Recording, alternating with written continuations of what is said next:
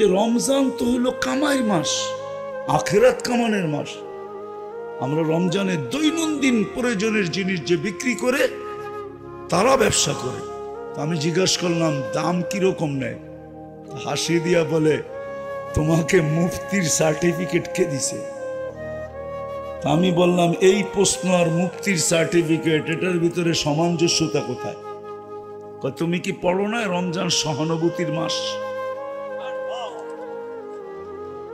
আমাদের দেশে রমজানে দৈনন্দিন প্রয়োজনের জিনিস যারা বিক্রি করে তারা 1 টাকা মুনাফা নেয় না, এরা সহানুভূতি দেখায়। কেন? সহানুভূতির বিনিময়ে জান্নাত। কি? হ্যাঁ, হাদিসে আছে 1 টাকা মুনাফা নেয় না। এবার দ্বিতীয়টা শোনেন, আরো মজার। যে বিক্রি করছে সে জান্নাতের আশায় 1 টাকা মুনাফা নেয় নাই।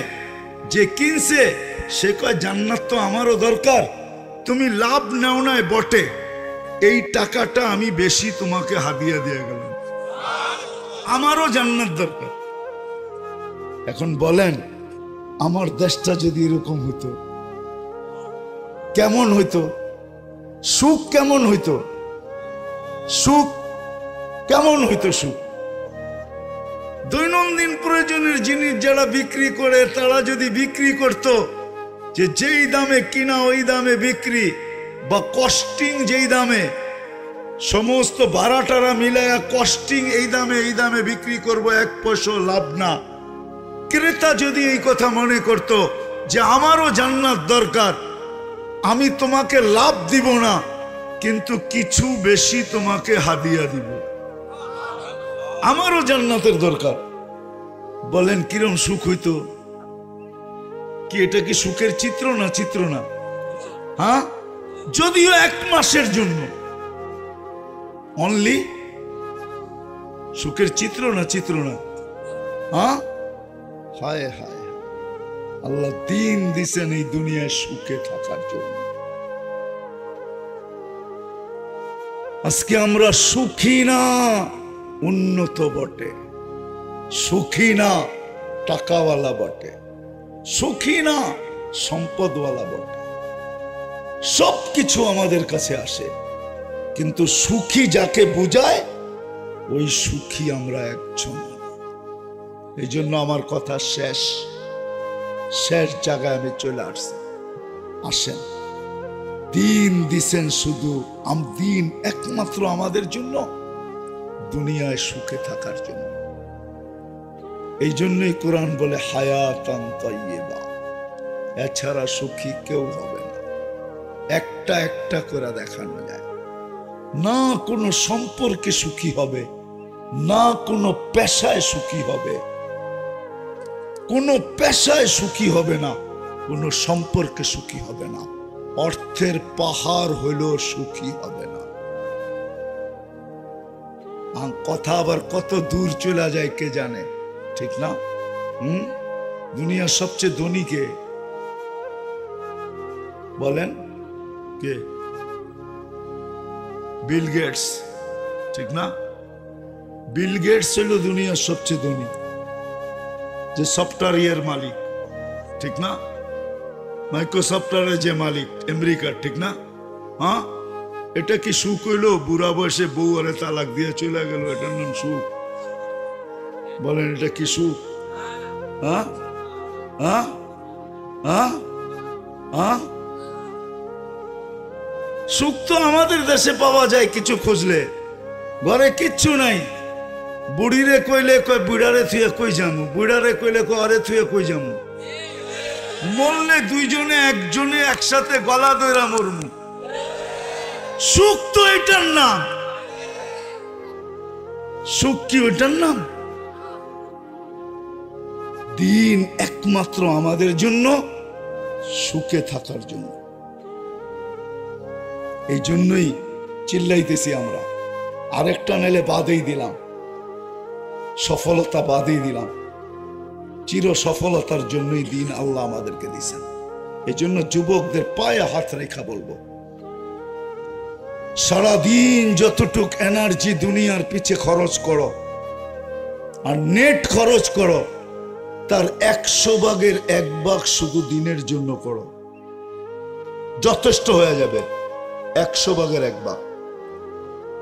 দিন রাত 24 ঘন্টা যতটুকু এই দুনিয়ার জন্য যতটুকু এনার্জি তোমরা ব্যয় করো আর নেট ব্যয় করো খোদার ওয়াস্তে, 100 ভাগের 1 ভাগ দিনের জন্য ব্যয় করো, দিনের জন্য, দিন শিখার জন্য, এনাফ হয়ে যাবে। আর যদি বলে এতটুকু পারবো না, তাহলে সবার পায়ে হাত রেখা বলি 24 ঘন্টার ভিতরে শুধু 32 মিনিট আল্লাহকে দিয়া দেন। কতটুক? কত? কেন আল্লাহ এই উম্মতকে বহুত ভালোবাসেন। আমি গ্যারান্টি দিয়ে দেখাবো, যদি 32 মিনিট দিলাম তাহলে 24 ঘন্টার আর কত থাকে? 23 ঘন্টা 28 মিনিট, ঠিক না? এই পুরাটা আল্লাহ মাপের খাতায় লেখা দিবে, মাফ। পুরাটা কিসের খাতায়? কেন এই উম্মতকে আল্লাহ ভালোবাসে। আর ওই 32 মিনিট কোনটা? 24 ঘন্টায় 32 রাকাত নামাজ, 1 রাকাত 1 মিনিট, 20 রাকাত, 17 রাকাত ফরজ, 3 রাকাত ওয়াজিব, 20 রাকাত, 12 রাকাত সুন্নতে মুআক্কাদা। কত? নফলের পড়লে সওয়াব পাবেন, না পড়লে নাই। ওভার টাইম করলে বেতন পাবেন, না করলে অসুবিধা নেই। এই জন্য 32 মিনিট। কি বলেন, দিতে রাজি? দিন শিখতে রাজি? হ্যাঁ না সবাই রাজি না মনে হয়। হ্যাঁ, এই জন্য সহজলভ্য। আমি কথা অবেলা চলে আসছি তো, এই জন্য কথা এলোমেলো। এখন কিন্তু সময় চলতেছে, যেমন মৌসুম শুরু হইতে শুরু করলো, এখন বসন্ত, ঠিক না? ফাল্গুন বসন্ত না? কি বলেন? হ্যাঁ, আচ্ছা বসন্ত বলেন আপনি। বসন্ত যে শব্দটা বাংলায় ব্যবহার হয় ডিকশনারিতে, বসন্ত কেমনে হইল? আমার তো গাম জড়তেছে ভিতরে, মানে আজি সাবরে বুঝাইতে পারি না। বসন্ত কাকে বলে? যদি ডিকশনারিতে বসন্ত বলি, তাহলে বসন্তে তো গরম লাগার কথা না, ঠিক না? হ্যাঁ হ্যাঁ, শীত লাগার কথা না। না না, নো নো নো নো, শীত লাগবে না, গরমও লাগবে না, এটার নাম হইল বসন্ত। শীত লাগবে না, গরমও, গরম লাগে, হ্যাঁ, আবার সাথে সাথে শীত লাগে, ঠিক না? হ্যাঁ, তাহলে বসন্ত কি করে হলো? বসন্ত। কিন্তু তারপরও বলতেছিলাম, যেটা বলতেছিলাম, আল্লাহ আমাদেরকে বুঝ দেখ, বুঝ দেখ, বুঝ দেখ। প্রত্যেক জিনিসের একটা মৌসুম থাকে, যেমন এখন বসন্তের মৌসুম, ঠিক না? হ্যাঁ, কি বলেন? হ্যাঁ, বসন্তে যা ফুটতো বাংলাদেশে, ওগুলো তো বাংলাদেশে এখন কোথাও পাওয়া যায় না। পাওয়া যায় নাকি? কবিতাই নাই, আবার ওগুলা পাইবেন কোত্থেকে? বসন্তের কবিতাটাই তো নাই। সুফিয়া কামালের যে কবিতা ছিল, জসিমউদ্দিনের যে কবিতা ছিল, এগুলো আমরা ছোটবেলায় স্কুলে পড়ছি, ওই কবিতাগুলো তো এখন নাই। তো যেটা বুঝাইতেছিলাম, সিজন, মৌসুম, খোদার কসম এই বর্তমানে দিন শিখার জন্য সবচেয়ে বড় মৌসুম চলতেছে যেটা, সেটা হলো হক্কানি আলেম ওলামা আল্লাহওয়ালাদের সাথে যে নিজেকে যত বেশি সংযুক্ত করবে, ঘনিষ্ঠ করবে, কাছাকাছি করবে, মোহাব্বত করবে, আসা যাওয়া করবে, উঠা বসা করবে, চলাফেরা করবে, খাওয়া দাওয়া করবে, যে যত বেশি ঘনিষ্ঠ হবে, কসম খোদা তার ভিতরে তত বেশি দিনদারি আসবে। এটা কিন্তু এখন মৌসুম চলতেছে, মৌসুম। এটারও কারণ আছে, কারণ আছে, কারণ আছে, হ্যাঁ কারণ আছে। এটা বলবো না, এটারও কারণ আছে। উদাহরণ দিয়ে দেখানো যায়, উদাহরণ দিয়ে দেখানো যায়। যুদ্ধ ঘোষণা করার পরেও বাংলাদেশে বর্তমানে যতটুকু মাদক ছড়াইতেছে, যখন যুদ্ধ ঘোষণা হয় নাই তখন এতটুকু মাদক বাংলাদেশে ছিল না। মনে হয় বুঝাইতে পারিনি। বাংলাদেশে এখন যেইভাবে মাদক ছড়াইতেছে, যুদ্ধ না মাদকের বিরুদ্ধে, কি বলেন? আমরা তো দেখি আমাদের প্রোগ্রামে ও সিসা বাইসা ঘন্টার পর ঘন্টা বয়ান করে মাদকের বিরুদ্ধে, সরকারি লোক আইসা বয়ান করে যুদ্ধ, কিন্তু তারপরও তো মাদক কি ছড়াইতেছে না?